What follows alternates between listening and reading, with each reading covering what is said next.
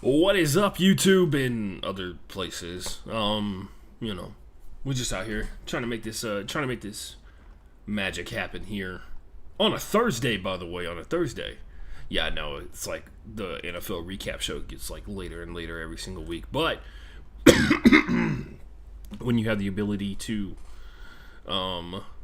pick and choose whenever it happens, take advantage of it.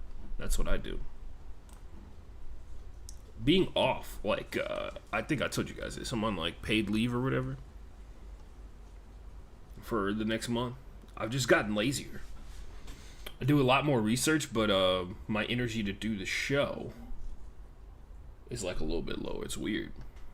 Anyway, shout out. Last week, we had a really successful podcast, man. We had a... Sorry, I'm trying to get a setting here correctly. Make sure we get the audio from the desktop so you guys can hear when the music plays. Anyway, last week we got 2 followers on Twitch. We got a couple of views here and there. Got the schedule set up for posting about the show and everything like that. I'm thoroughly convinced that, like, when you schedule tweets, they like put them lower on the platform or whatever. So, I actually should look into. I should actually research that some way, shape, or form. I'm sure I can find it out. I'm sure there's been plenty of people who have done the science behind it. There we go. Doing a sound check there. Let me open up all of the apps. We're gonna go. Oh yeah, we got it auto set so it doesn't like fucking. By the way, I haven't dropped a frame in about 2 months now. Tons of research paid off. Feels good. Feels great, as a matter of fact.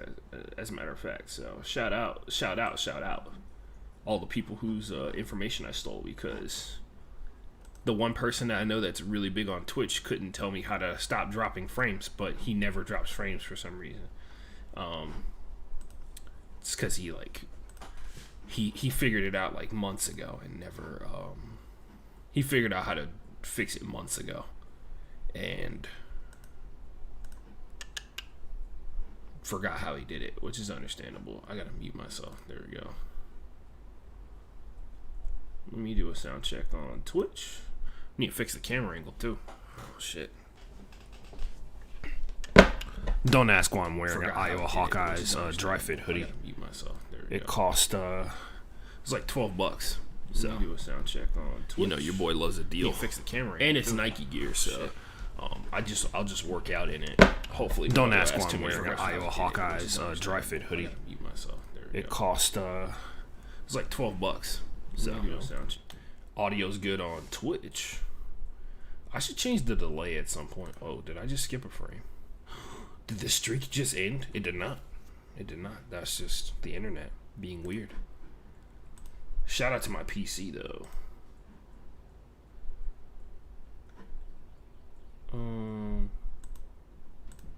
Shout out to my PC for holding it down, like, straight up though. Always holding it down. I appreciate that. Never pressed, never stressed. My PC. Let's go here. Need to see it from outside, and I need to see what it looks like from the inside as well. Sorry to all the people of I saw some people wrote on YouTube as well, like comments during the show on YouTube.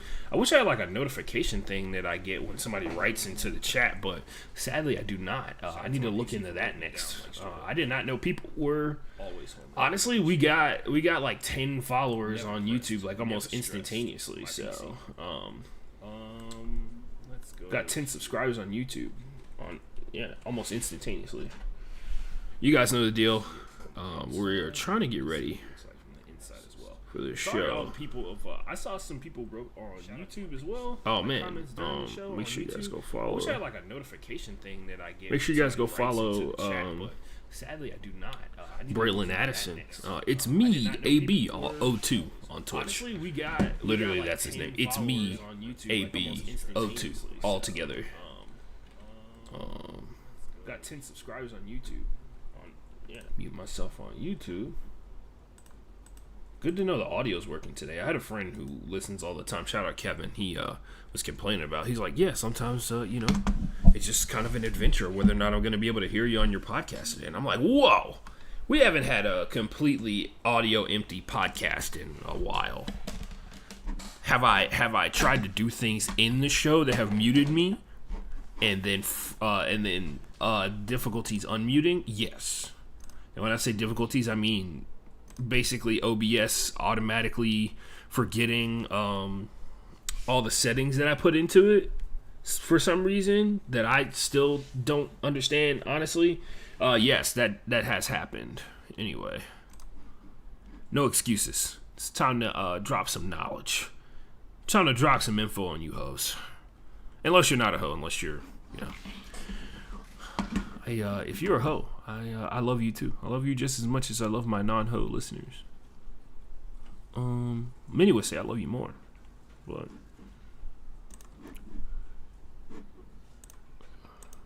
ooh, look at that. That's fun. Oh wow, don't have to type it all in either. Shout out YouTube for having way longer description panels, so I can just copy and paste my own shit. Couple people hopped in the chat already. Have not posted a single tweet. Are we making progress? Perhaps. Yo, if you showed up this early to the show, that's on you. Show doesn't really get popping until like 10-15 minutes in. Real ones know. AKA the people who show up and are disappointed with how late the show starts after I hit start. Ooh. AL.com recruiting. Interesting.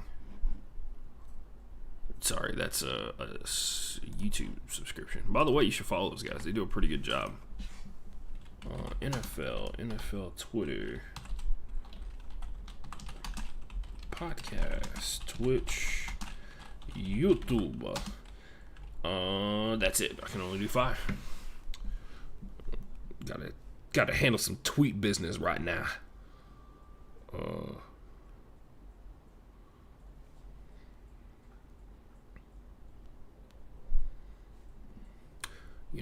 Because we're popping on social media.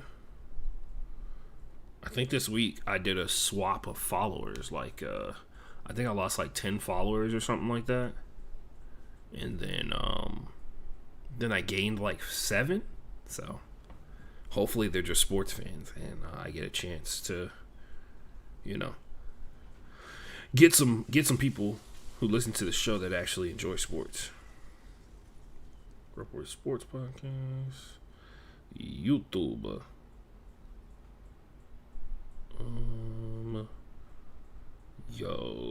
Twitch. Oh, by the way, it's so nice outside that I actually need to. I have the window open in my room, which is that noise you're hearing. And obviously, I need to go close that window real quick before we start the show. Anyway, NFL Twitter. Damn, I should. Oh wait, there's a reason that we save all of the NFL hashtags in our notes app, Ashton. Yeah, I do. I literally have it in my notes app. What do you have in your notes app? Because honestly, I have a bunch of weird shit. If you ever get my phone, it doesn't have password on it, so there's that problem. But it has a grocery list from 2 months ago, and my goals for this podcast written down there. I have a guest list of people that I think would be that would actually come on the show. I have my parts list for my PC, copied and pasted if I ever need to rebuy parts or anything like that, and I need to know exactly what they were. And I also have a list of like semi-sketchy clothing brands that have been aggregated to me on Instagram or are found on the internet that have cool clothing that I want to purchase. Have those. And when I say sketchy, it's because like I have these shorts that literally say just hit hard in gold lettering on them. And I have them in a 2XL short, and they're easily the smallest shorts that I own, that I wear on a regular basis. But they're very stretchy. So But they're a 2XL, which is a size bigger than what I normally wear, and they're actually smaller than most of the XL shorts that I own. So shout out the dry fit movement, as if I love how like the fitness industry is just like, yeah, everybody wants to get in shape, everybody's trying to get a better body, but like also everybody's already in shape, so we should make all the clothes really tight all the time. We should take the definition of a XL and try and stretch it to, and try and bastardize it to its absolute lowest point, and see what we come up with. Save on material and get money. And then if it does, if people start calling us out about it, maybe they should lose some weight. Fatso, maybe you should lose some weight. That's what I feel like they're saying whenever I don't fit their stuff. Anyway, you want to look cool? Lose some weight, Fatso. Yeah. Good idea. Somewhat. Kidding. It's actually a terrible idea. Don't listen to that, kids. Remember, kids, if you got a body, you're an athlete. We all grind at our own pace. As long as the most important thing to do is try. I'm sorry for going on the IG influencer inspirational speech thing, because quite frankly, I've been seeing that a lot lately, and it's annoyed the fuck out of me because people are so corny all the time. And I honestly believe that there's a vacuum of fitness people that have been in shape their entire life, so they don't actually know what it's like to be fat like me. Like, I have man boobs, but I like work out 3 times a week, right? My diet is not like the best thing on the face of the planet, but I definitely shouldn't be in the physical condition that I am right now, and it's because my body's weird. Like, I also, like, the other day, I measured the width of my shoulders, and my shoulders are like 6 inches wider. No, it was like 7 inches wider than the average human being. So like my shoulders are like 23 inches wide, and the average human being is like 16 or something like that. So that's why I have to wear larger clothes in general. To a certain point, I'm also fat. That doesn't help. But like for the most part, physically, like shape wise, the weird thing is like this is, like Nike dry fit stuff is like extra tight. So I normally wear a 2XL on like pretty much every brand except Nike, but I find myself, and maybe this is an indicator of some things that Nike's doing wrong, I find myself like athletic gear wise, the stuff that's always on sale, the stuff that's easier for me to access is Nike stuff. So maybe because I specifically hunt it down or whatever, Nike does make some of the best designs and uses some of the best materials in the game. But fact of the matter is I rock a lot of Nike stuff because I can find it a lot easier. I really can, because they do a terrible job of sizing. So they never make enough of the bigger sizes or whatever, and it shows. Anyway, we should probably get this podcast about football started at some point. As soon as I find a hashtag I want to use. What's today? Thursday?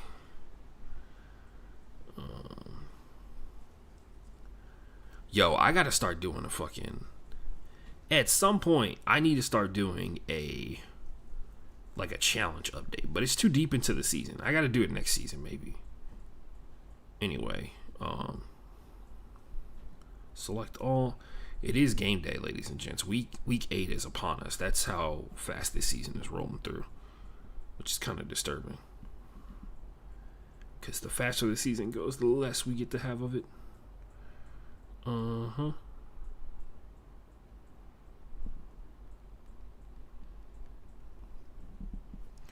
Anyway. What term of endearment do you use to make women immediately know that it's not you're not hitting on them? Because mine is dog. I always call dog. Yeah, I love you. You love me. Let's get sorry, I'm reading a Facebook post. What else? Oh, the window. We're gonna close the window. We'll be right back. Hold on.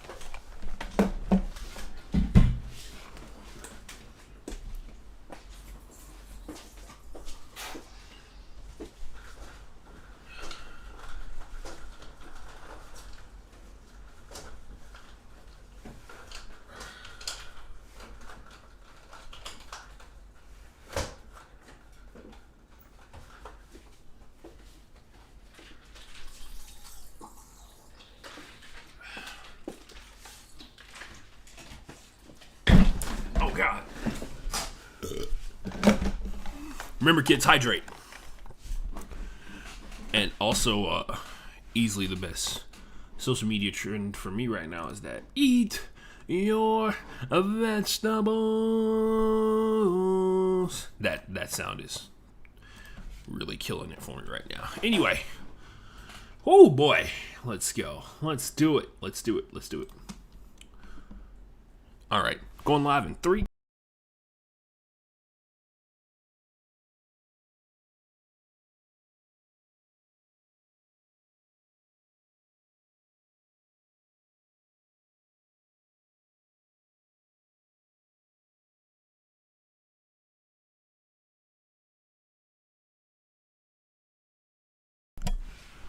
Ladies and gentlemen, boys and girls, and everybody else in between, I'm Ashton Gene Lewis. This is the one, the only Broke Boy Sports Podcast. I would say imitated. Nobody's ever tried to imitate this show. Not yet, at least. Anyway, we talk about the best and the worst that sports has to offer pretty much any regular day, but this is a special occasion. Every single week, we do a full episode where we just break down the week of NFL football that was and all the things that surrounded it. I'm going to try and do my best to do that for you today. For week 7 of the NFL season, don't forget beforehand, shout out to everybody watching on YouTube and everybody watching on Twitch. If you found the podcast, like we had somebody randomly hop into the Twitch stream the other day, a couple days ago, during the Sunday edition of the Broke Boy Sports Podcast, because life is that vicious sometimes for me. Anyway, ever since I got out of work, man, it seems like I don't have anywhere near as much time as I used to do this show. And I'm actually doing fewer things. Like, it's like social stuff that's actually really annoying and getting in my way. I'm not even going to lie. I've been watching, of course, the World Series, watched a bunch of football, watching some NBA basketball, trying to get ahead on things, even though right now we're in the most annoying time period of the NBA season where, like, people have to have opinions on things, and honestly, this is the most susceptible part of the NBA season. So if you're not familiar with how this goes, the season starts off early.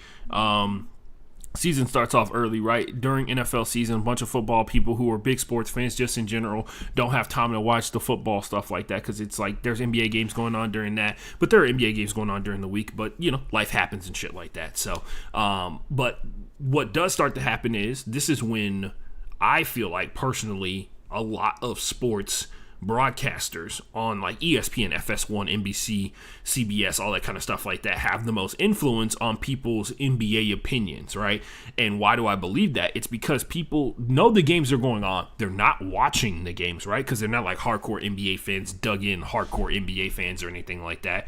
They're not watching the games like as religiously as they should, so they can't really like engage with the NBA topics the way that they should. So a lot of people probably find themselves sitting back, listening to the opinions of guys like Stephen A., listening to other people's opinions.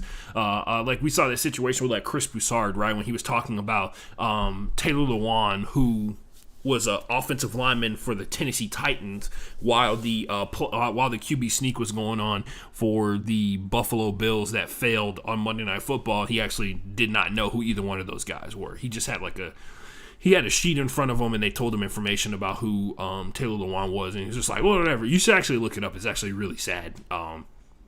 Because it's just like, if you had like a general if you really kept up with NFL football, you would know who Taylor Lewan plays for. But whatever. That happens all the time for ESPN guys. It happens all the time because they're asked to do so much a la Stephen A. Smith, right? Like a lot of people talk about Stephen A. Smith and MMA, about how he's a big fan of MMA as a whole, right? But the fact of the matter is he is not a nuanced, well-informed opinion. He is just a person who bloviates opinions, which, by the way, go out there and get your paper, man. I've never been against it, especially since a lot of people hate Stephen A. Smith to a certain degree for all kinds of reasons. I just don't listen to him enough to really have an opinion on what he has to say. I used to listen to Stephen A. Smith quite a bit, and then it got kind of annoying because he was like super loud all the time. He had that New York style of sports talk radio. Anyway, what was I saying? Sports broadcasters have a shit ton of influence right now on people's opinion of the NBA because the fans are not watching the games, but they are still waking up and watching Get Up. They are still waking up and staying on their regular sports programming schedule. So what those people say at those different iterations of those shows shows, either Sports Center, because, there's every generation of sports fans since before I was born has been raised on Sports Center. Sports Center is highly effective at giving people exactly what they want in whatever version of Sports Center you consume it in, because there's the TV one, and then there's the Snapchat version, the YouTube version, the Twitter version, all that kind of stuff like that, right? There's all these different iterations that have spun off from one of the greatest sports ideas of all time, hands down. Sports Center is. Anyway, they have a ton of influence on people's opinions right now, and I don't know if that's a good or a bad thing, because like right now, a lot of conversation is centered around Russell Westbrook instead of paying attention to guys like John Morant, who are doing amazing things. But of course, that's how it works when you are a member of the Lakers, right? We talk about a billion and one things on this show, but I would be remiss if we didn't dive right into NFL football. I'd also be remiss if I didn't start off where I should start off, like I do every single episode, where I, typically come to you as a braggadocious man because of my picks. My picks that I put out there today I wouldn't say a lot of money. I lost money for the first time in like 6 weeks. First time this entire season I lost money on games. So we'll look at what I had, and we're also going to spend a lot of time this episode talking about what I thought was going to happen and what actually happened, right? So I'm in like the 74th percentile now. I was in the 96th percentile last week. I think I got zero. Wait, why does it say zero? I did not get 0 games correct last week. Oh, wait, something happened. Something happened where it gave me a 0? Even though I have check marks next to games? This is weird. Yeah, so I did terribly last week, but it has games checked off. Okay, I think there's like a problem with the app. Or maybe, honestly, I wouldn't be surprised because the thing's a piece of crap. But yeah, we are above the 500 threshold on the spread this season. We're 45-42 on the spread this season. We got 15 picks to make this week. I really want to understand why I have a 0 this week. That doesn't make sense. Because it has it like I selected games that I picked, or it has it like I selected games, but they're all grayed out if you can see it on the phone or whatever. But it's weird. I can just go through and count what I had because it still has the picks that I had checked off. Like I picked the Browns, the Packers. That's 2. I picked the Chiefs to win that one, and then I picked See, this isn't even right. This is weird. I got like 6 out of the 10 games right last week, basically. Because I picked the Saints, I picked the 49ers, so that's 1-1. I picked the Buccaneers, that's 2-1. I picked the Cardinals, that's 3-2. Yeah, that's 3-1, my bad. And then I picked the Eagles, that's 3-2 right there. I picked the Rams, that's 4-2. I didn't do as bad. I picked the Ravens, 4-3. I picked the Panthers, that's 4-4. I picked the Patriots, 5-4. I picked the Dolphins, I'm pretty sure. Yeah, I picked the Dolphins because I thought they were going to blow it. That's 5-5. I picked the Chiefs, that's 5-6. I picked the Packers at 6-5. And then I picked the... that's 6-6. And then I picked the Browns to go 1 over 500 this week. But it registered as 0 for some reason. That was weird. But yeah, I did not do great this week. I usually hit in the 90 percentile, and obviously I hit just over 500, which is really disappointing for me personally because of the amount of research that I put into picking games. Anyway, I digress and I move on, most importantly. I digress and I move on. So we got that going on. We also have one more thing that we need to talk about before we get really into the nitty-gritty here, and it's, of course, the biggest weapon of this week, the biggest, heaviest hitter in the NFL this week, the nuke, ladies and gentlemen, and it was Cooper Kupp again. To nobody's surprise, Cooper Kupp, the second time he's been the nuke this week, or this season so far in the NFL season. I will point out we got some crazy ass stats going on right now because I don't know if you guys know this or not. Cooper Kupp, he's in the midst of not only he's in the midst of one of the greatest wide receiver seasons in the history of the Rams, and of course in a career year already. So he had 10 catches, 156 yards, and 2 touchdowns. Which, by the way, that's the second time he's had 150 plus receiving yards and 2 touchdowns, and no other Rams receiver has ever had more than 1 in the single season. He showed up. He has been showing out. Cooper Kupp already has 800 yards receiving this season already, which he didn't have until week 13 of last year. He's also scored 9 touchdowns, and his career high is 10. It's week 7. Unless Cooper Kupp is about to cool off, he may be in the midst of one of the greatest wide receiver seasons in the history of the NFL, ladies and gentlemen. I kid you not. Pay attention to it. Keep your eye on it. Matthew Stafford out there slanging that thing to Cooper Kupp, and they've been getting the wins to go along with it, which is the most important part overall. And with that being put in the books, ladies and gents, shout out to Cooper Kupp doing it again. They call him the Breakfast Club. If you haven't heard that joke already, they are, Matthew Stafford and Cooper Kupp are eating breakfast together every single day, and they feel like it's helping with their team chemistry on the field, and so they're called the Breakfast Club by some people. Anyway, we move on. We got a lot of stuff to talk about. We got a lot of stuff to get into. It's time to get into these games, ladies and gents. Bad results for me across the board. Like I said, we just went 1 over 500, which, by the way, I thought I actually went like 3 under 500. So it was actually a positive. It was actually a good experience to feel that I actually didn't do all that bad. But for some reason, the app totally screwed me, and I should probably be in a higher percentile. But I got a 0 and still in the 74th percentile, which is crazy to think about. But yeah, Cooper Kupp. Like you said before, we got other stuff to talk about. Thursday Night Football, we'll start there. I don't think I did a recap of Thursday Night Football on the Thursday or on the Friday show, which is clutch because now I can do it here on this show.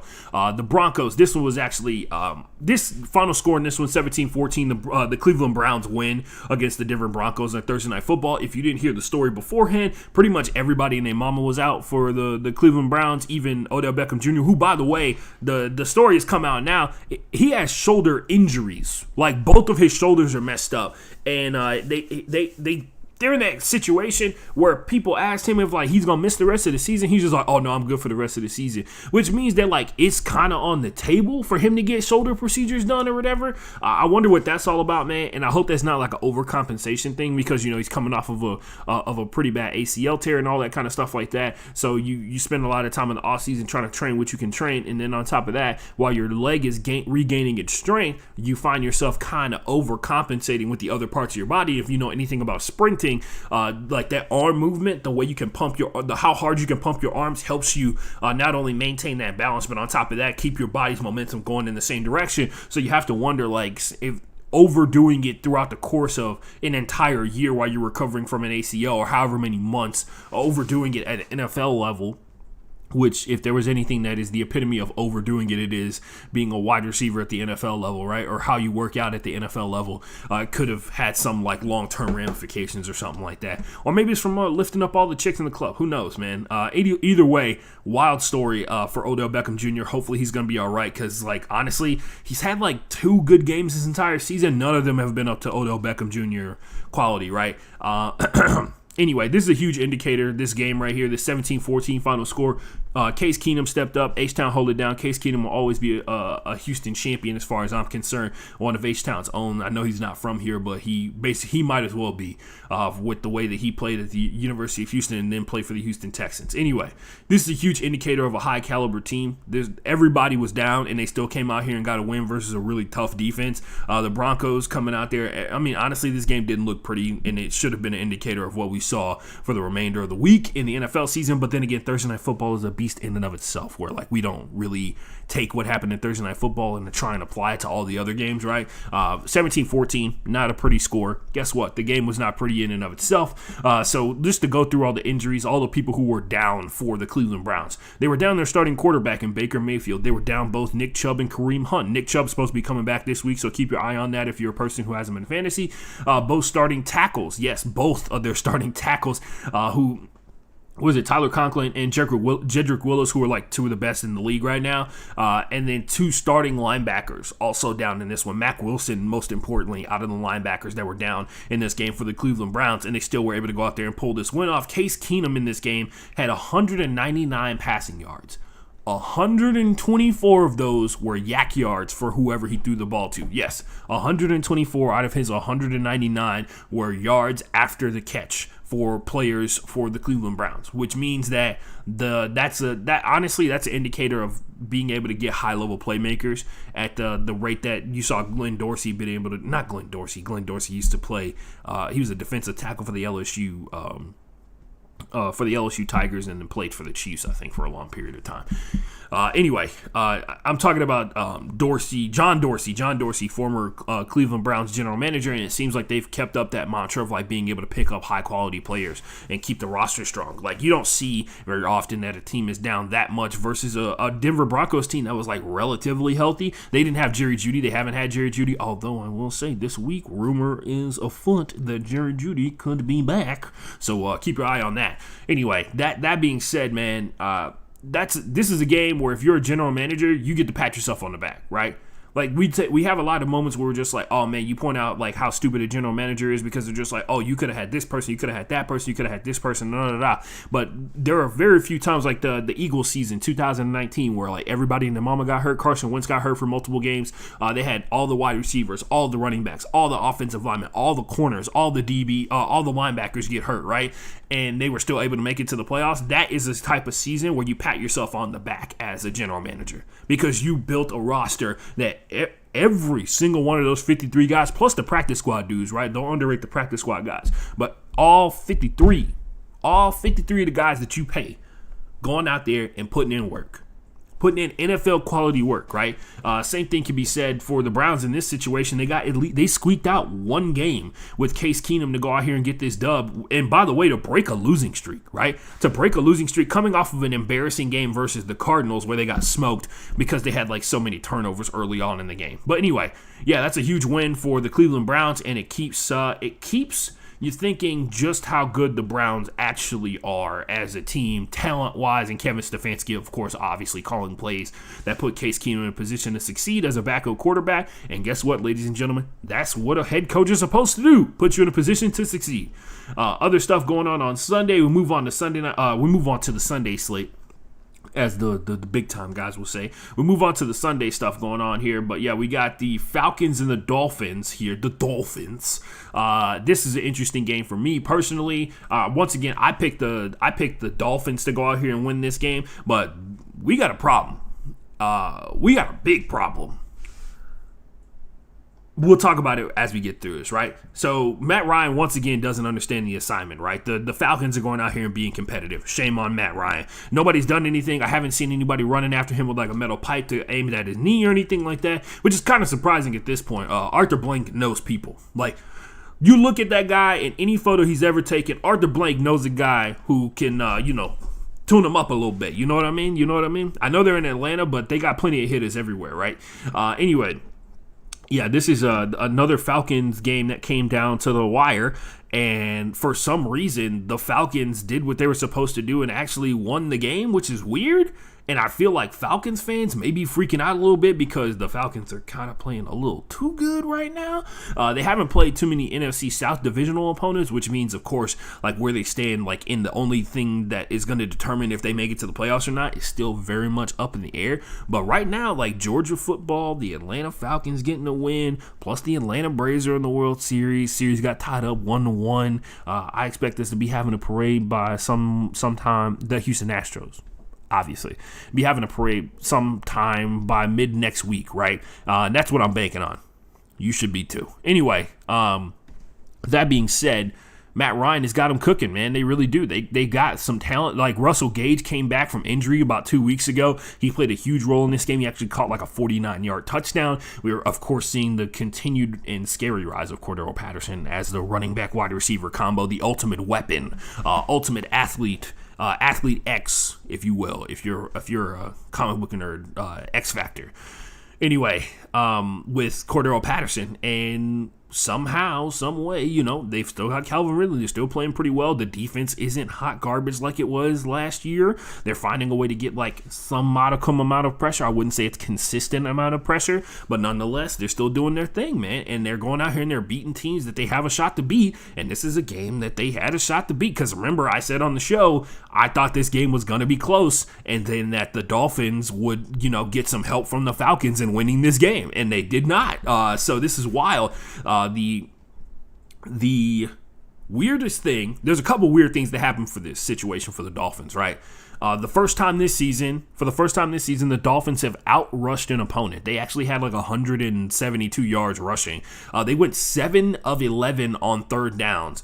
And honestly, it just wouldn't be a Dolphins game without 40 pass attempts. And Tua Tagovailoa, for the first 2 games that he's been back since the rib injury, 70% completion rate, 80% completion rate versus the Falcons. And I get it, it's the Falcons, but what are you supposed to do when you go up against bad teams? You're supposed to perform well. That's the first indicator of somebody who can play and go and compete against bad teams. To beat the good teams, you got to beat the bad teams. And if the Falcons are a bad team, which is still kind of up in the air, right? Like that still is a big question about like, are they bad or are they below average? Are they mediocre? Are they average in a bad way or average in a good way? I guess only time will tell. But I will also point this out, and this is the problem, ladies and gentlemen. 70% completion rate for first game back, 80% completion rate versus the Dolphins, versus the Falcons. 4 passing touchdowns. He's had 6 passing touchdowns in his 2 starts since he's been back from his injury.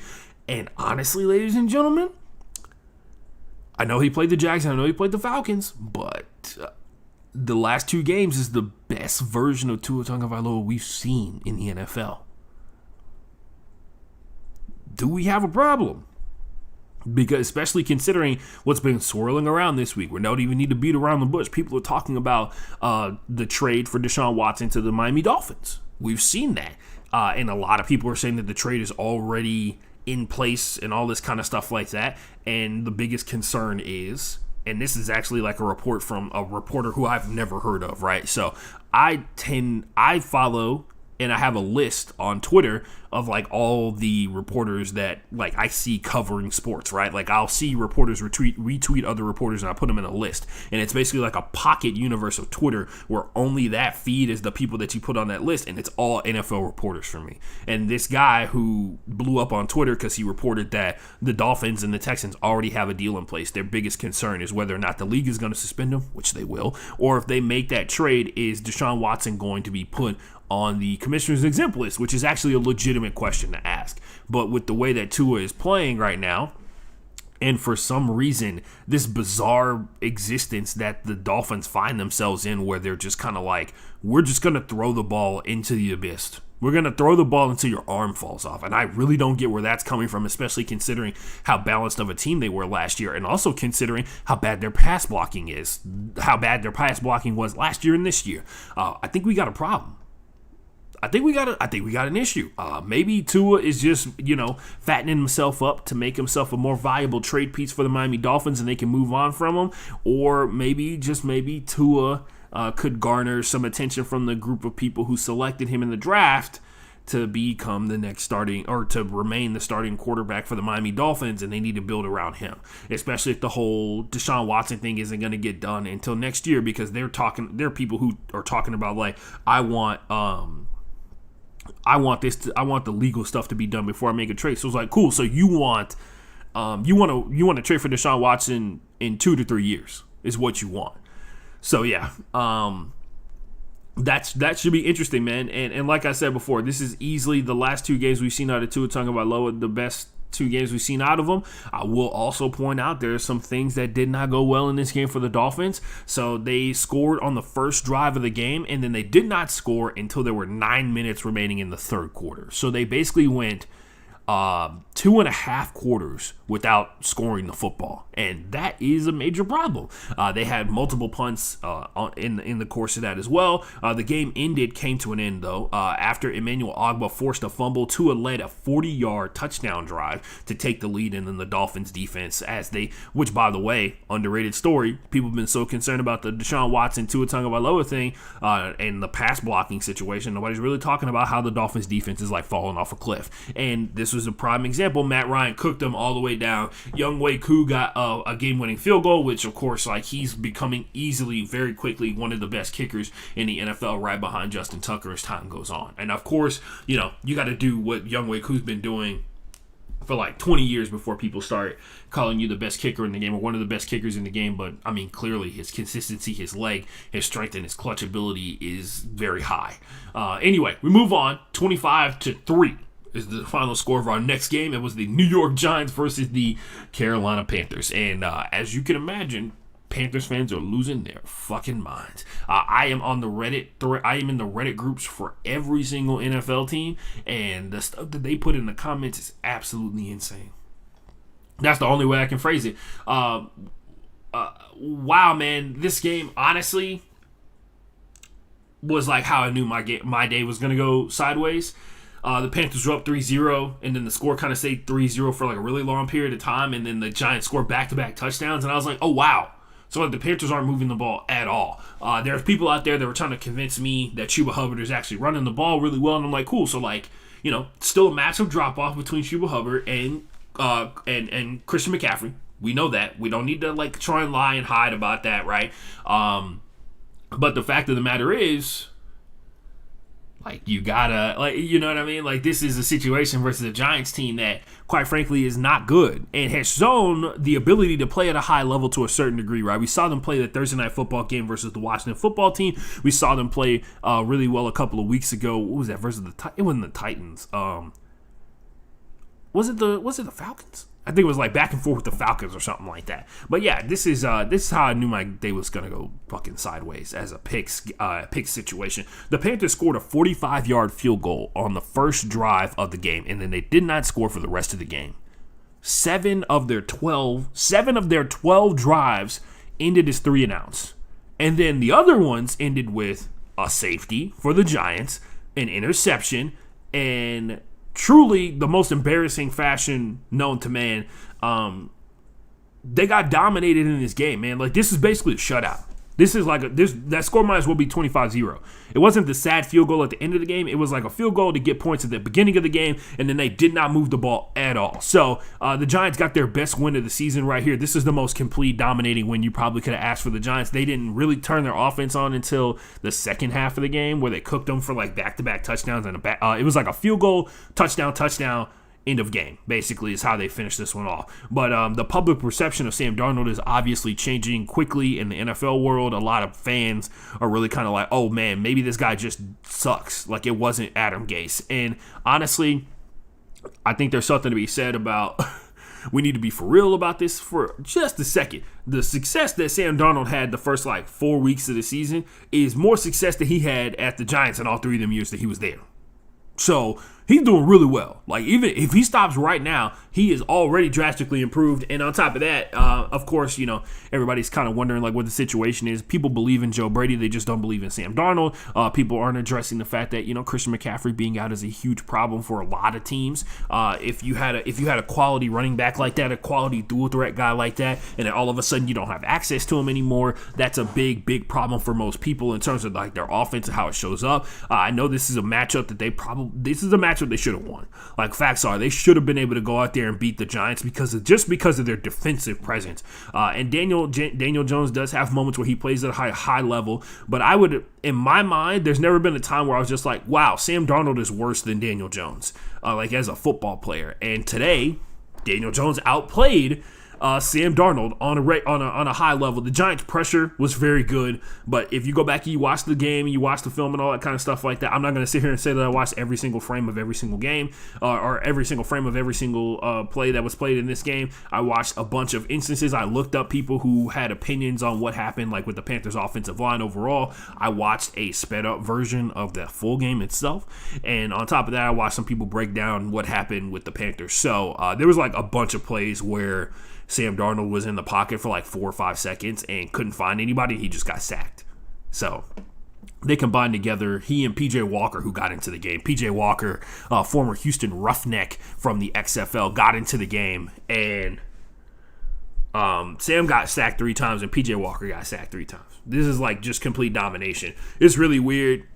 No, it's also really weird knowing like how good Robbie Anderson can be, combined with the fact that he's like basically he went from a career high year the year before to like nothing this year, right? Like he's not having an impact on games. He's getting upset on the sideline because people aren't throwing him the ball, or he's not getting routes that he wants to get. DJ Moore's looking spectacular, as he should. DJ Moore's a very good football player. Same thing with Robbie Anderson, but for some reason, just the connection with him and Sam is not there, and it's a hard sell. It's hard to start. It's hard to figure out a way to not focus on why Sam is the problem when you know DJ Moore is playing really well and you know Robbie Anderson can play well, and they're getting like decent run production up front. They got dominated run wise in this game, but like the games before that, like what's the excuse there? You know what I mean? It's just the consistency is not there for the Panthers, and until it is, they're going to struggle. Their defense has had moments where they looked spectacular, and then you saw what happened versus the Vikings, right? Like they got a shutdown possession to get the ball back to the offense to get into overtime, and then they got cooked for a touchdown in overtime. So anyway, moving on. Bengals, Ravens, this was the biggest win, and I wouldn't even say upset because a lot of people thought this game was going to be pretty close as a whole. I found myself in the same vein of that situation. This was a huge moment for not just the Bengals offense, but most importantly, the Bengals defense has to have their perception change. For me personally, the Bengals win 41-17 over the Ravens. The Bengals defense dominated this game from beginning to end, and of course now the conversation has reemerged about the wide receiver quality of the Baltimore Ravens. Rashad Bateman is playing, and I think it's his 3rd start was this game. Marquise Hollywood-Brown was there, and he had a couple of good plays. Once again, a good wide receiver core is not defined by like 2 amazing wide receivers, right? It has to be more than that. Mark Andrews is out there as well, and then combine that with like the lack of run production they're getting from all these like this cacophony of running backs that are in the backfield that are not Gus Edwards, that are not J.K. Dobbins, right? Like they've lost their number 1 and number 2 guy for the entire season, so they are in a situation where they have to figure out some way to run the ball effectively. And then on top of that, by the way, I was looking up stats last night and the other night. Saw that your boy Lamar Jackson does have has the deepest average depth of target in the NFL. If you don't know what that stat is, average depth of target is how far the ball is being thrown down the field, whether it's completed or not, and how far the intended receiver is down the field. So average depth of target has a lot to do with quarterbacks.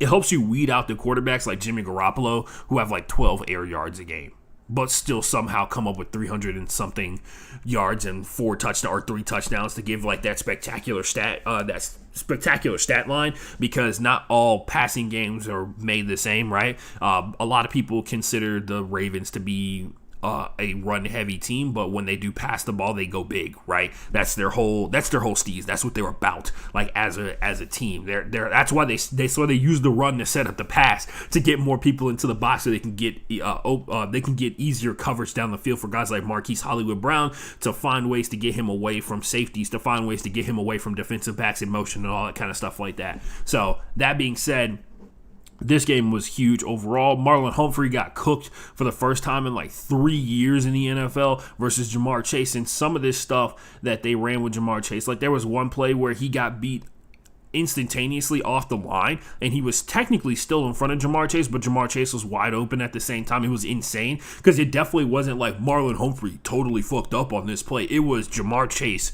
was on a whole nother level in this game, and the concept, and honestly, if there was anything you take out of this game for the Bengals, from the Bengals, is that you get a high end quarterback in the coming out of college, and they've got a high end wide receiver. You have to get that wide receiver. You have to.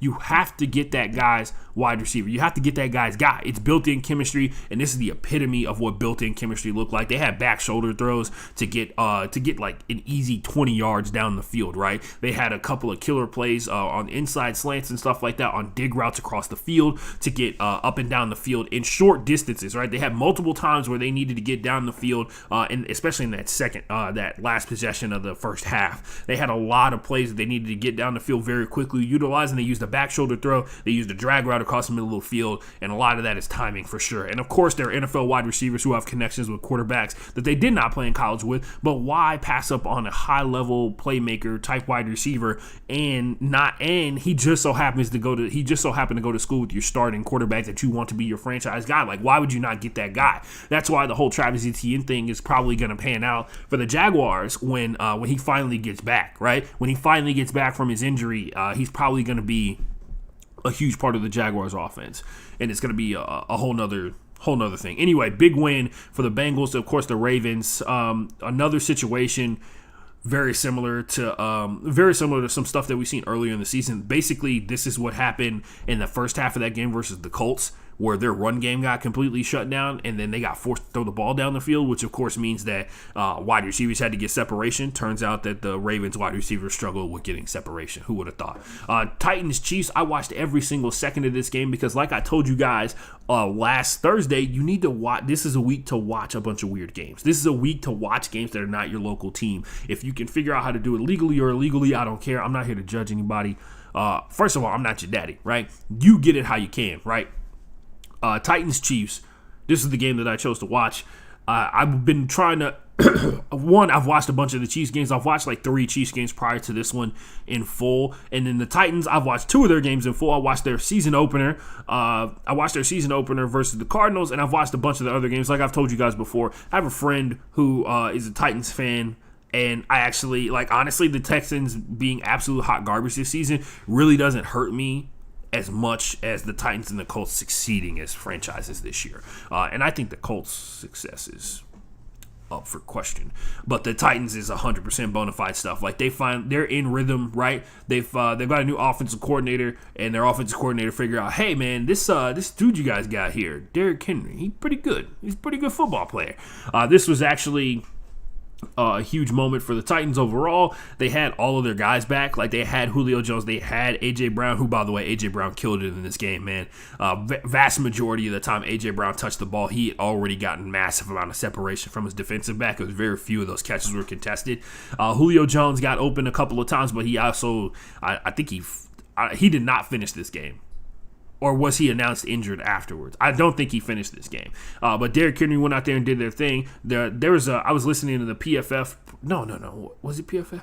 No, it was the Athletic NFL show. And they were talking about David Quessenberry, who, if you're a Houston Texans fan or if you're from Houston, Texas, you're very familiar with David Quessenberry. A lot of people apparently are not. The other guy he was on the show with, who's a football guy, did not know that Quessenberry survived not only a season-ending injury, but also cancer. He survived cancer, and the Texans paid him his money even though he had missed the entire season because of his cancer treatment and all that kind of stuff like that. They kept him around as long as they could, and they released him. He ended up with the Tennessee Titans, and they've been patient with him, and they've gotten him into a system gotten him to a mentality where he can play at a high level, because apparently he's one of the highest rated guards in the NFL right now. So shout out David Quessenberry. If 1, you escaped the Houston Texans, and 2, you succeeded. I wish you could succeed with somebody else other than the Tennessee Titans, but mad respect to you, my guy, because there are people who can't play NFL football 100% healthy, and you played for a long time down bad, straight up. You can go check out. There's a bunch of E60 stories about him that they did, because I believe his cancer came back, and then he kicked cancer's ass again. Shout out to him again. And then they talked to him. He lost a ton of weight. As an NFL offensive lineman, how much you weigh is vastly important, because it's directly correlated to your ability to move people out of the way. But he lost a shit ton of weight, and how he had to put it back on, how he couldn't really eat food and all this kind of stuff like that, how his body was brittle from the treatment, the radiation treatment and everything like that. And it was actually, it's all the stuff that you wish everybody could experience when like when they kick cancer's ass. And for all the people who get cancer, not everybody experiencing that. But I basically mean, like, I wish everybody would be able to put cancer into remission. But sadly, cancer takes a lot of lives on a daily basis. I've lost people to cancer, obviously. I think a lot of people who are watching this show have lost people to cancer as well. David Questenberry, one of the people who made it. And I will root for him forever because of that. Shout out to him. 27-3 in this final score. If you did not watch this game, I'll put it like this. That was the first time I've seen the Titans get like legitimate pressure. Like, they got a bunch of pressure versus the Buffalo Bills. They got pretty good pressure against the Buffalo Bills. They did a great job of covering. Like, straight up, they just did a great job in coverage. They also did a great job of obscuring passing lanes for Patrick Mahomes, because any pass that he actually did make was pretty short. Like, they didn't really give up any huge plays in the course of this game. And you could tell by the fact that the Chiefs only came up with a field goal throughout the course of it, because they usually find a way, especially out of halftime, to go out there and get buckets, like to go out there and make adjustments. But I think there's a couple of things that are going horribly wrong. Like, they benched Daniel Sorensen apparently, so now they don't have an excuse to be like, it's Daniel Sorensen's fault. But the fact of the matter is, they went out there, they did not play. Their pass coverage was not very good. Apparently Chris Jones is hurt or came off of an injury. I think it was like an ankle injury from last week or whatever. It could have been just a way to get him to rest and all that kind of stuff like that. But like, the whole Frank Clark thing's not panning out for me. It's the same stuff every single week, right? We talk about like the lackluster defense that they have going on, but for the most part, man, they have to play like soft zone basically throughout the course of an entire football game, and that's just not going to work against the Tennessee Titans, one of the most physical team in the NFL. Like, hands down, the Tennessee Titans are the most physical team in the NFL, and they play like it. They did a great job on defense. I don't know how they bracketed Tyreek Hill, which apparently is like the go-to move now, because that's what the Buffalo Bills did against the Chiefs to go out there and beat them as well. But this is now it's 7 weeks into the season, and the Chiefs have had 2 embarrassing losses because they got smoked by the Bills. They got a comeback loss versus the Ravens. And then, by the way, first time that they had lost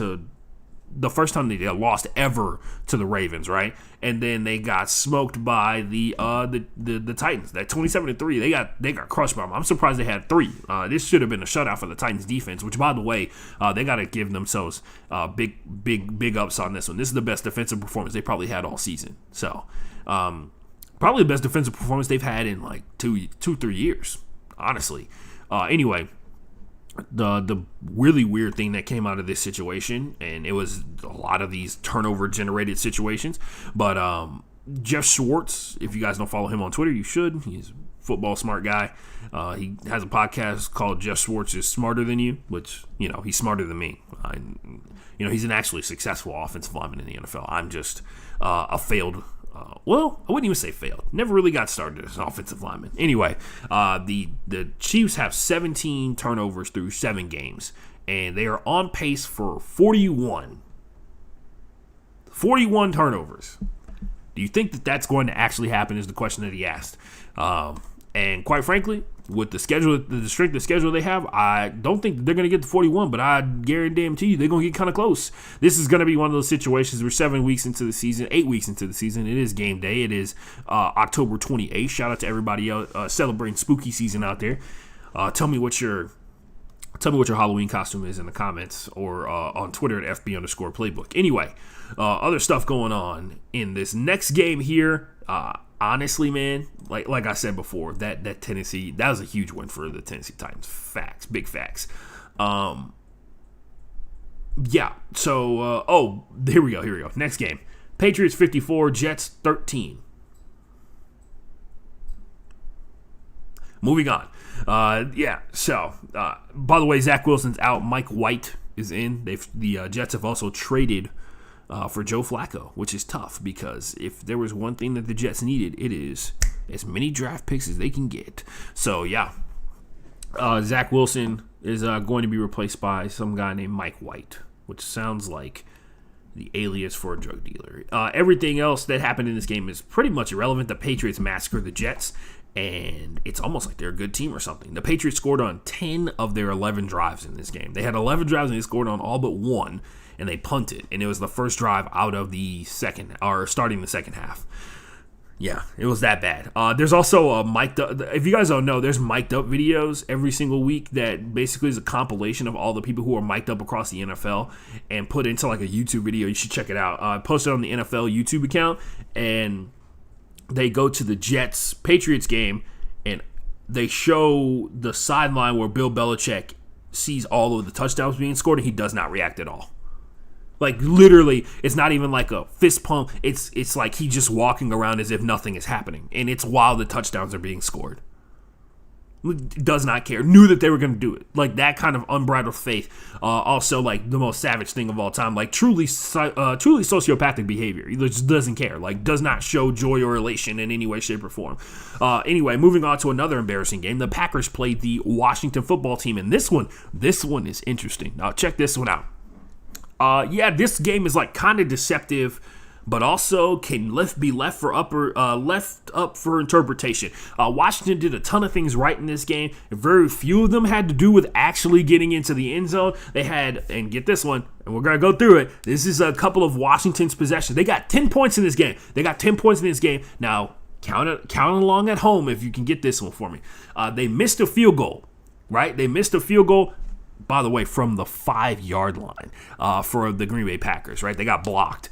So they missed a field goal. That's 3 points. They fumbled on a 4th and 1 from the Packers' 1-yard line.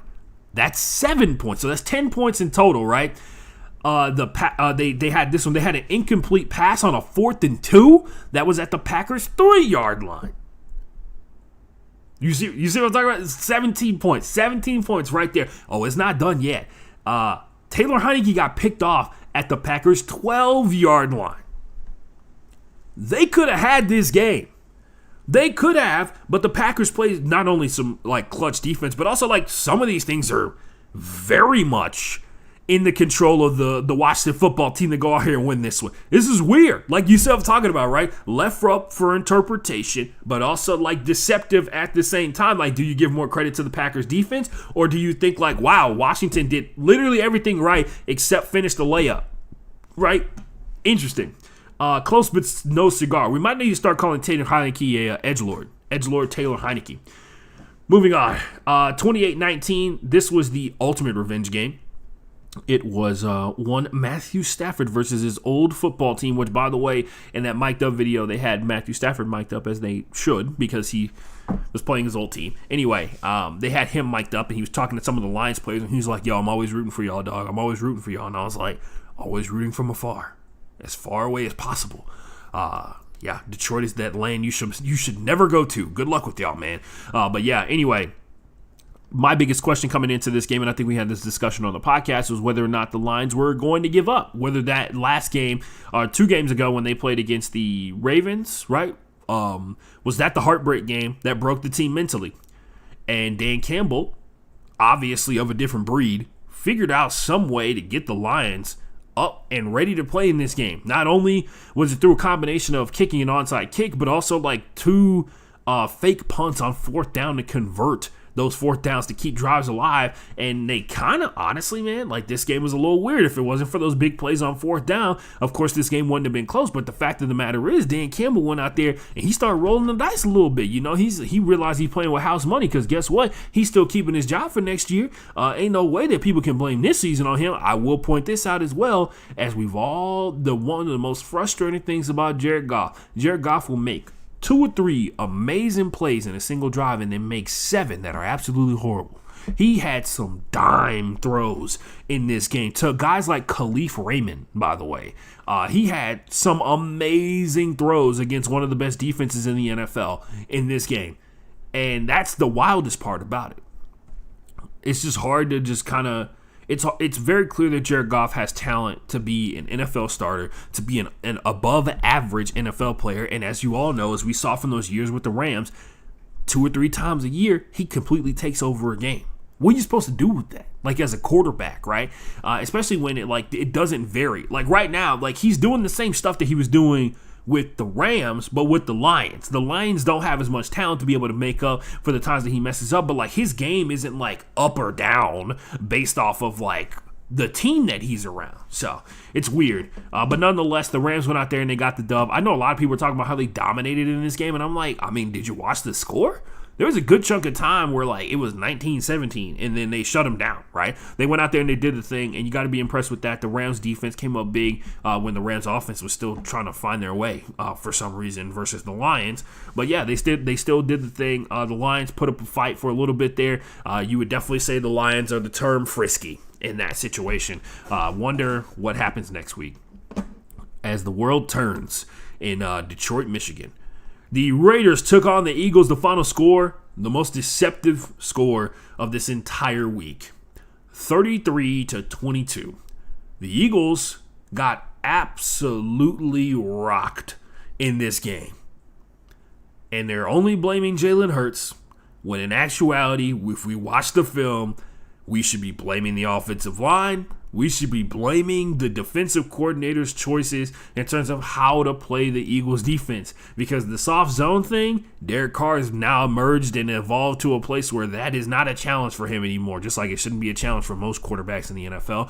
But nonetheless, that is what happened. The Eagles came out there and they did the thing where they were super competitive in the second half of the game where the other team is dominating so hard that it's easy to come up with points. Miles Sanders got hurt in almost on the first drive of this game and did not come back. Same thing with Josh Jacobs. The Raiders rocked the Eagles in this game. Do not let anybody convince you of anything else. The Eagles, Jesus, man. I know people are talking about like getting rid of Jalen Hurts. I'm like, there's plenty of good teams that need a guy like Jalen Hurts, right? And I tell you this much right now, Eagles fans talking about they need to get rid of Jalen Hurts, but also don't have a person to replace him.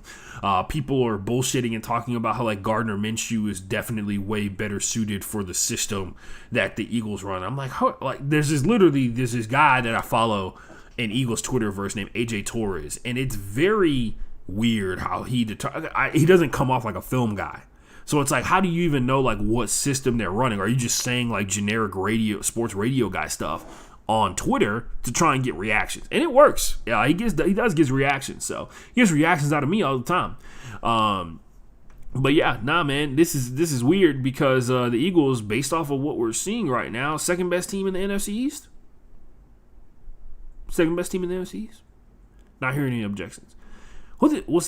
Second best team in the NFC East. That's what I thought too. That's what I thought. Which means, guess what, guys? They fuck around and they win one of these games versus the Cowboys. You know what that means? Comes down to the last game of the season to see who goes to the playoffs of the NFC East one more time. Oh, man. They got smoked in the first time that they played them, and it was a lot to do with the turnovers for sure. But nonetheless, it seems like the Cowboys are on a whole nother level. That ain't never stopped anybody to beat to smoke a divisional opponent to split a series. But we'll see. Raiders went out there. They did their thing, man. They ran the ball really well, and then most importantly, they killed the Eagles secondary, passing it down the sideline. Like, just facts, man. They were unabated to the end zone. Like, that was the worst defensive performance I've seen out of the Eagles. They gave up 33 points. It is hands down the worst Eagles defensive performance I've seen in like 3 years. Anyway, moving on. The Buccaneers played the Bears. 38-3 was the final score. And the biggest story out of this was Mike Evans accidentally handing a football off to a man into the crowd. And that man now gets, I think it's like over $100,000 worth of shit. Like he got, I think he got a jersey. He got like $1,000 worth of store credit, which by the way can buy you a lot of jerseys if you know anything. $1,000 can go a long way in the team store. Make sure you use it on stuff that you can resell on the internet, because since everybody's obsessed with that concept right now, motherfuckers just can't have nice sports things to have nice sports things anymore. And I get it. There are people who go to games to try and get autographs, get people to sell you shit and all that kind of stuff all the time, man. I totally get that.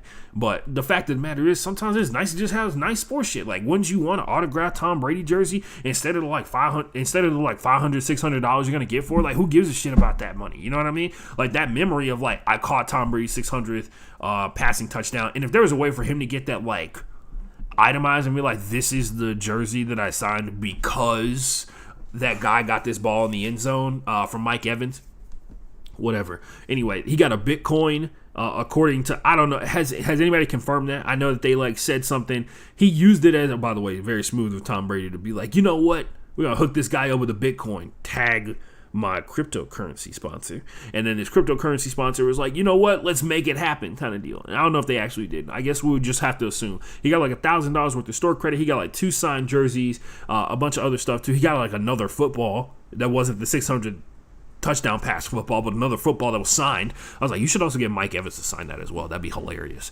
But yeah, no, I mean, for a football that you weren't, it's like you stumbled across like a jacket on the ground, right? Or like somebody accidentally got their jackets mixed up with yours, and when you returned the jacket to them, you got like $50,000 for just returning the jacket, right? Something that, you know, the jacket means, I mean, I guess the jacket could be nice to you, but it also means a lot more to the other person, right? And a lot of people are like, you should have kept that ball and sold it on the internet. I'm like, once again, like you could have kept that ball and just kept it and been like, I got Tom Brady's 600th touchdown pass ball. Anyway, Jesus. I know it's a once-in-a-lifetime type of deal or whatever, but not everything's about getting this money. But he got a bunch of free shit, and sometimes, honestly, folks, I respect the hell out of more. I respect the hell out of the fact that he actually returned the ball and did not like turn it into like a hostage situation or anything like that. But also like that's a bunch of cool shit to get and a cool story to tell. And Tom Brady gets to keep that ball, whatever. And also like, you know, you hustle some money out of Tom Brady. I respect that as well. I guess I wouldn't have cared either way. But I think that it's like a lot of people being like, oh, you got hustled is actually like incorrect in my opinion. But hey, what do I know? By the way, the final score in that game was 38-3. The Cardinals beat the Texans 31-5, and at one point the Texans led the Cardinals 5-0 in this game. And also, Mark Ingram has now been traded to the Saints. Is that good? Are we good? Can we move on? Okay, we're going to move on to another game, all right? The Colts took on the 49ers in a monsoon, which was a ton of fun for literally no one. Nobody was having a good time. The only people that had a good time were probably the Colts because they got the win. I doubt that they had a good time in the process of getting the win because, quite frankly, the defense had a great time. Defense was able to go out there and generate 4 turnovers because of the rain. They had a couple of balls that like clearly were affected by the water and the rain and all that kind of stuff like that. Had fumbles. Fun times. Really, really fun times out there. But, yeah, this is a game that was pretty well defined by the rain. So it's a little rough to be like, oh yeah, the Colts went out there and got a dub. You know what I mean? They performed the best in the worst conditions, which of course is a key tenet of being successful in sports. And for that matter, I give them credit for getting this win. Other than that, to try and pretend that the rain didn't affect the outcome of this game is foolish. And on top of that, the 49ers went out there and they did their thing. Like for a second, they played really well. Oh, by the way, it's time for everybody's favorite game. How many air yards did Jimmy Garoppolo have in this game? How many air yards did one Jimmy Garoppolo have in this game? As soon as, wow, Football Reference froze on me. All right, here we go. How many air yards did Jimmy Garoppolo have in this game? Take your bets. I am thinking under 50. I'm thinking under 50 air yards. So, total passing yards in this game. Oh, well, it definitely is probably going to be under 50 because they had 111 passing yards in this game. So, 111 passing yards. How many of those were air yards? Let's see. Where's the advanced passing stats? Here we go. Let's go. Oh, no, it's Carson Wentz. My bad. Hold on a second. Whoa. Did I mess that up? Oh, hold on. Wait, what happened? Why does it say they had 111 passing yards? Oh, it's because, no.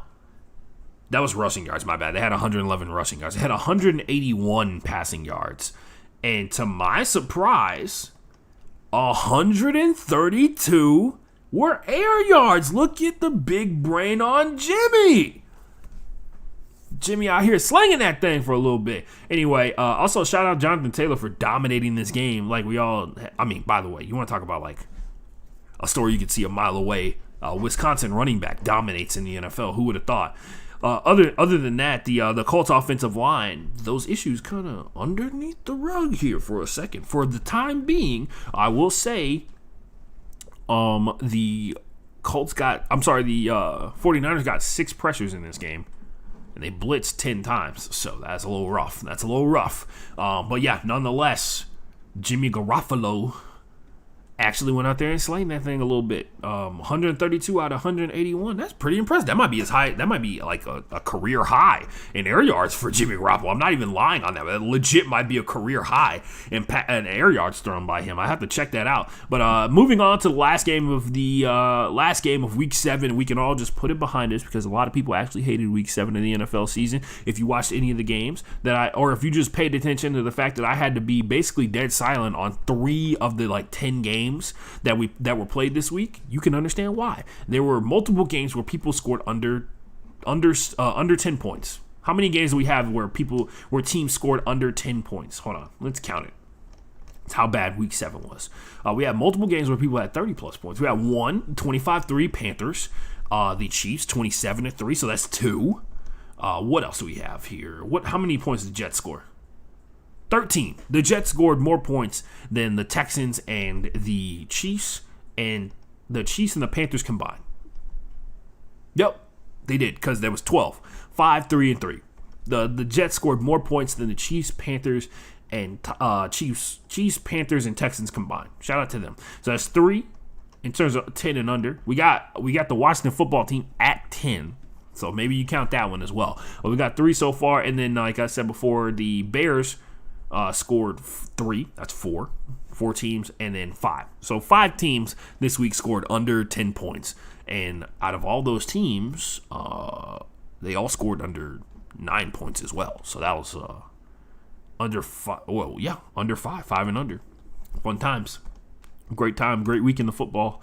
Saints versus Seahawks. This was a little rough because it was the best defensive performance the Seahawks have put on this season. A ton of pressure was generated in the course of this game. A lot of people were expecting rain to affect this one, and the coaches kind of played the first half as if they were waiting for the rain to show up, and the rain had not shown up. Geno Smith has actually looked pretty decent, especially for a backup in the last couple of games. So that's actually, once again, general manager, pat yourself on the back. Too bad it hasn't turned into a win in anything like that. The Saints are victorious in this game 13-10, by the way. But nonetheless, the Seahawks had probably one of their better defensive performances outside of a crazy catch from DK Metcalf and run away from Marshawn Lattimore, who, by the way, DK Metcalf, very using his big brain there, starting to pick on these little corners that are annoying the hell out of him. He literally was just going up and slapping Marshawn Lattimore in the face. That was his whole objective every time he stepped onto the field, and I appreciated it. I'm sure Marshawn Lattimore was talking mad shit or hit him beforehand, but there were multiple times where DK Metcalf was like, I'm gonna just go hit this guy, and he just went up there and hit him. I respect it. That's what you're supposed to do. You're supposed to annoy the shit out of people, especially on the field, especially guys like Marshawn Lattimore, guys who are really good and then also know they're very good and won't let you forget it. Those are the guys you need to be hitting in the face as much as possible. Guys like him. Same thing with Jalen Ramsey. I expect something similar when they play each other. And hopefully that's just a new mentality DK Metcalf, a new part of his personality he just adopts, where he's just I'm just going to bitch slap every corner that comes up to me that keeps talking mess, because the fact of the matter is I may not be getting the ball, but guess what I am? Twice your size, bitch. That's the thing. I like it a little bit. You got to let them know. You got to touch them up a little bit. You know what I mean? Touch them up. Hit him with the shoulder a little bit. And when I say shoulder, I mean the back of your hand. I'm kidding. He was hitting them he was slapping with the open hand, guys. You saw it. I liked it a little bit. My biggest aversion, of course, is hitting football players in the head. They already get hit in the head enough. We don't need any extra hits. But also he milked Marshawn Lattimore for a penalty. So shout out to him for doing that. Hopefully it just becomes a thing. Especially when it's run blocking. Those are the perfect opportunities for DK Metcalf to hurt people. But yeah, we got Saints versus Seahawks in this one. The Seahawks got that killer touchdown catch, the 84-yard touchdown catch from DK Metcalf. By the way, DK Metcalf did finish, as you suspected, with under 100 yards. He had 84 yards on one play and finished with under 100 yards in total on the season. Marshawn Lattimore locked him up. I have a feeling that a lot of it had to do with the fact that the pressure from the Saints definitely picked up as the game went on.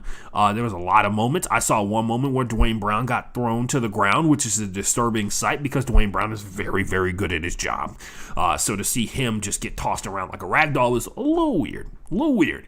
But nonetheless, Saints offense was pretty bad. The Seahawks defense did a really good job of shutting down pretty much everything that wasn't an out route or a leak out swing route from Alvin Kamara. And everything else was like they took it away. They really did. And I think that has a lot to do with like the quality of wide receiver for the Saints, obviously. But the fact of the matter is like the offense didn't work unless Alvin Kamara was in the game, and that's just not going to be a successful game plan for like 90% of teams in the NFL. And it showed itself in this game. So there's that. And that's why they traded for Mark Ingram, because they need other guys to come in and spell Alvin Kamara, who are going to be highly productive highly productive running backs. And for the vast majority of this game, it was tied. It was a battle of. It was a defensive struggle. The pressure from the Saints getting to Geno Smith, and then the shutdown cornerness of the Seahawks getting to every wide receiver for the New Orleans Saints and forcing Jameis Winston to do Jameis Winston things, which is funny. Like that one time, once again, the Chaos King struck again. You guys saw it, right? Snap the low shotgun snap. He bobbles it a little bit and then throws basically a touchdown strike. Yeah, Chaos King. Jameis lives for that shit. That's his cocaine. That's Jameis's cocaine. Bad things happening and then good things immediately happening right after. That's what he lives for. Also, Jameis almost led the team in rushing yards. So that's a great sign, right? 8 carries for 40 yards. Fantastic day. Fantastic game for the Saints here. I'm sure they're so excited that they won. I'm sure they're so pumped that they won that game versus the Seahawks off of a rookie kicker who had literally never kicked in the NFL. That's one hell of a way to go out, because honestly, that win could have made this game go either way, because the win picked up in the second half when they started playing a little bit closer. And I don't know. That's one of those games that's kind of like a coin flip because of that situation. But nonetheless, we're out of here, ladies and gents. We did an hour. We talked about every single game in the NFL. I gave you some quote-unquote insight into what I thought happened this week in the NFL. Don't forget to subscribe on YouTube. Like and subscribe. Smash that bell to get notifications whenever we go live. All that good jazz like that. Follow me on Twitch at Broke Boy Sports. Also, if you're in Houston and you're listening to this podcast, or if you're in a place that just has beautiful weather, I want you to check the weather outside. It's amazing here in Houston right now. Honestly, some of the best weather we've had in a while, and you need to go out there. Do that for me. Go outside. You know what? If you want to go outside and be by yourself, do that too. I support that like a lot. I support being outside by yourself a lot. You'd be surprised how many people just hate the thoughts that rattle around in their head. And sometimes the only way to, really understand why we hate those thoughts is to think them out loud, or to think them in general and figure out why and try to challenge ourselves. But nonetheless, you can challenge yourself in this beautiful weather that's outside if you're in Houston, Texas. If you're everywhere else, I don't know if it's raining wherever you are at or snowing for some of you guys. R.I.P. But I'm having a great day. You should have a great day too. Love you guys. Oh, don't forget, wash your hands, wash your ass, and most importantly, if you have the ability to wash your entire body, please do that to combat all diseases, not just COVID. Go home, Roger.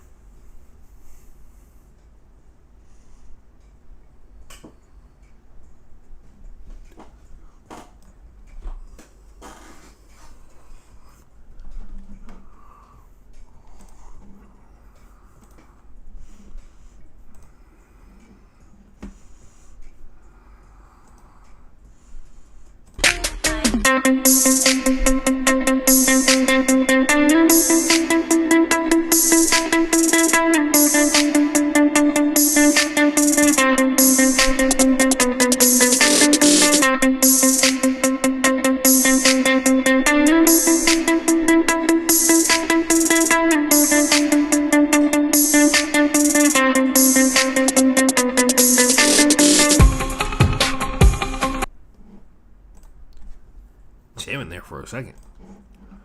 Oh boy. Shout out to everybody who showed up, checked out the pod. I'll get this up as soon as possible. If you want to watch the replay immediately on YouTube, just go to YouTube. How do we finish the show? I should use my ending tile sequence more, but yeah. Anyway, later. You can't see what I just did up to the side.